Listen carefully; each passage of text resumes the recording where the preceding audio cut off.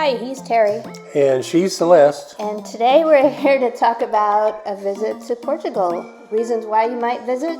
And to provide you with an itinerary that you might find useful, as well as some tips and hints that you can apply while you're traveling in Portugal. So, why visit Portugal? Number one we have is the beaches. The beaches there are pretty incredible. They're amazing. Backed by cliffs and amazing geography, it'll just blow your mind when you see how uncrowded they are. Unlike a lot of other areas in Europe, the beaches have sand on them as well. And I just cannot repeat often enough, the geography is stunning. Our second reason to visit is the food. The seafood stews in Portugal are to die for. Oh my God! If you've had chapino, you're going to fall over and kick your feet in the air when you have this seafood that's available in Portugal. The dish you're seeing above is called a cataplana de peixe, so it's basically a fish stew and it's cooked in a cataplana. In this case, they brought the cataplana next to the table and served us from that. They're also known for their codfish, or bacalhau is known in Portugal, and you can go to restaurants where they serve bacalhau 35 different ways. Sardines are so popular there. We were staggered. We were downtown Lisbon and we walked by a store that was 100% different types of sardines. All of the shelves, all the way to the ceiling, were just cans and cans and cans of different sardines.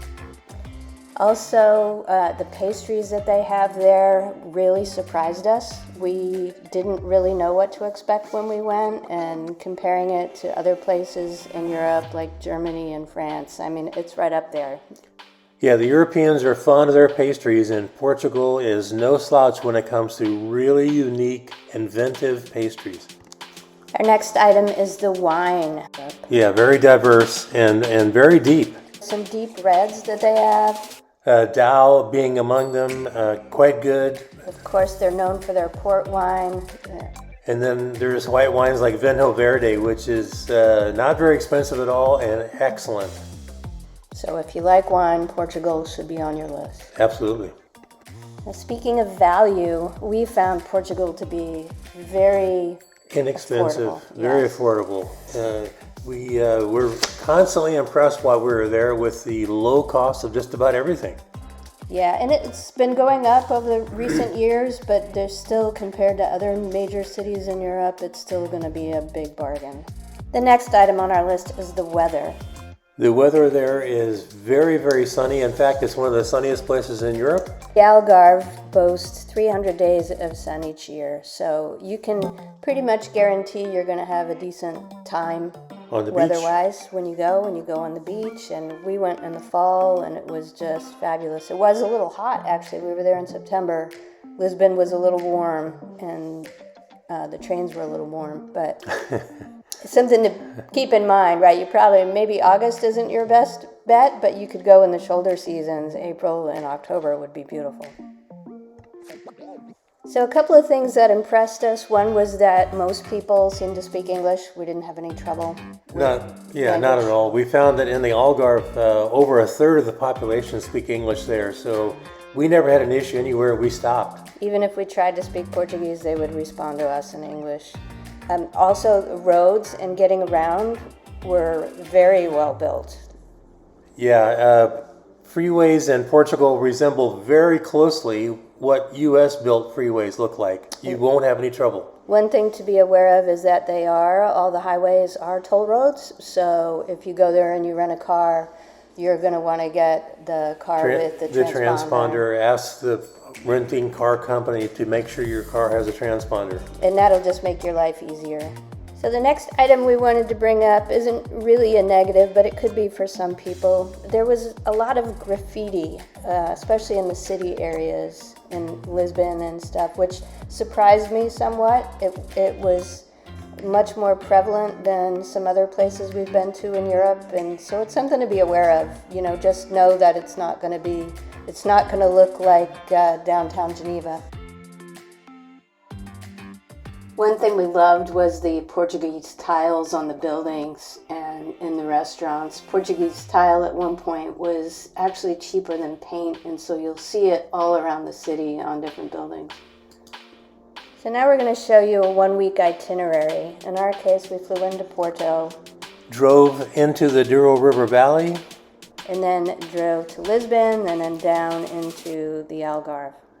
It's easy to get around. The distances are not huge. For this 1-week itinerary, we flew into Porto. We decided not to visit Porto itself because we were going into wine country and we thought we would sample the port wine out there in the countryside. Our priority for that part of the trip was getting into the river valley and seeing all we could. We suggest that if you're interested in Porto that you put it on your list. So the hotel that we picked was in the heart of the Douro River Valley called the Delphine Hotel. It was about 129 kilometers from Porto Airport. And a great drive because you are surrounded by vineyards almost the entire way. The countryside was gorgeous with rolling hills and vineyards everywhere. Dozens of vineyards everywhere. We stayed at a place called the Delphine Douro Hotel, and it was right on the river. Beautiful views. We could see the river from the pool area. In fact, when we got there, we had planned on going out for the day, but we were tired from our travels, and we decided to just hang out and lounge by the pool. Yeah, so we kicked back for a while and recharged our batteries. And we don't get paid anything to say this. We thought the hotel was just great, and we would stay there again in a heartbeat. Without a doubt.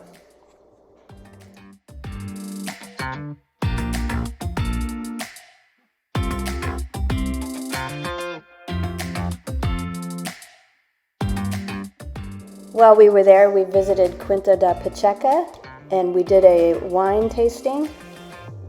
Including some different varietals they have there and also their port.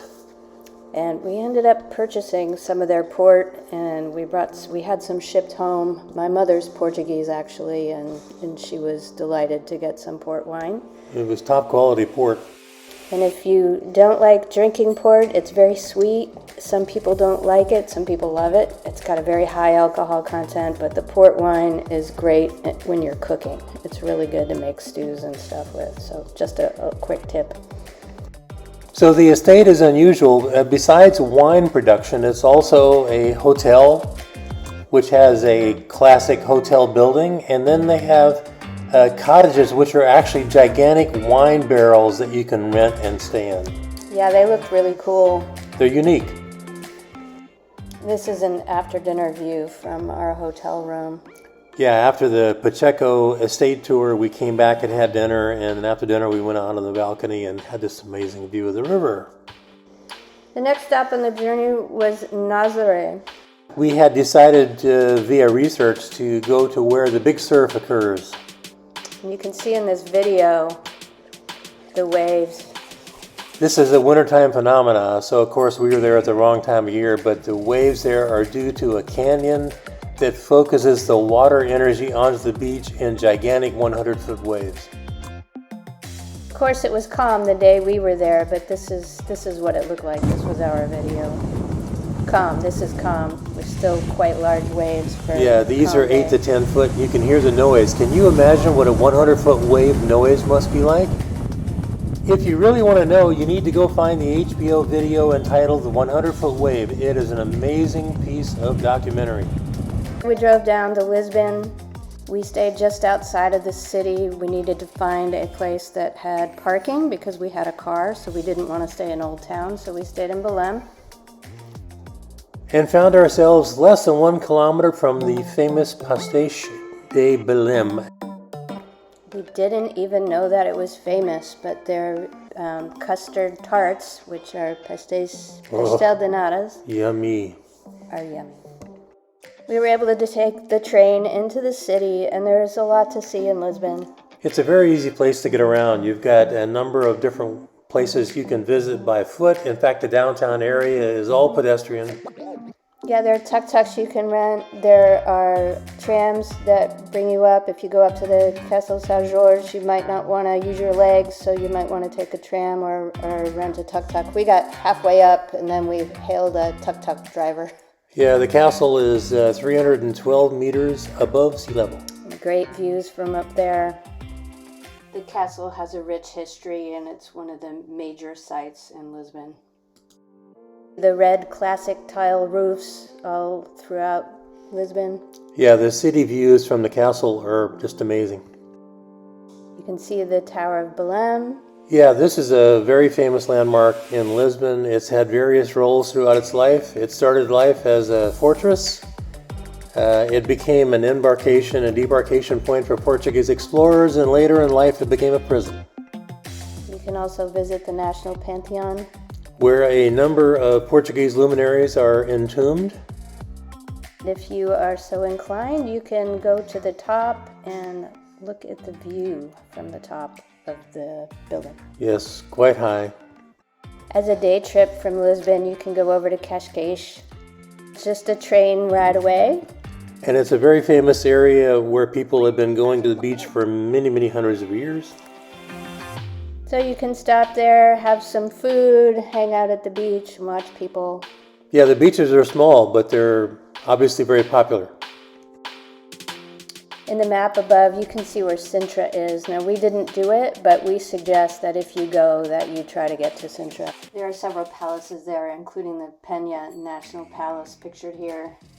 It's a UNESCO World Heritage Site and one of the 7 wonders of Portugal. So after Lisbon, we drove down to the Algarve and we stayed in Portimão. We selected the Tivoli Marina, which gave us close access to the beaches in Portimão and direct highway access to Sagres, which is the westernmost point in Europe. The beaches surprised us. They had these cliffs and huge wide sand beaches. Yeah, look at the width of this beach. There were places to eat along the beach and next to the marina.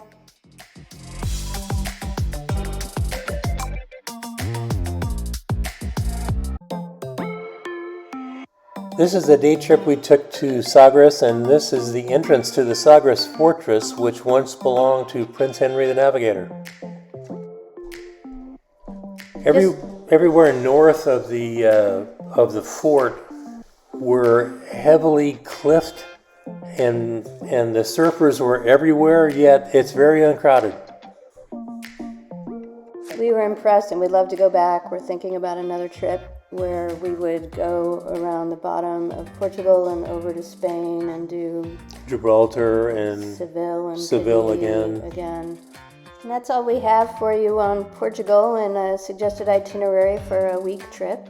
As you can tell from some of these images, we had a great time taking them and would love to go back and see it in more depth. Thanks. Bye-bye.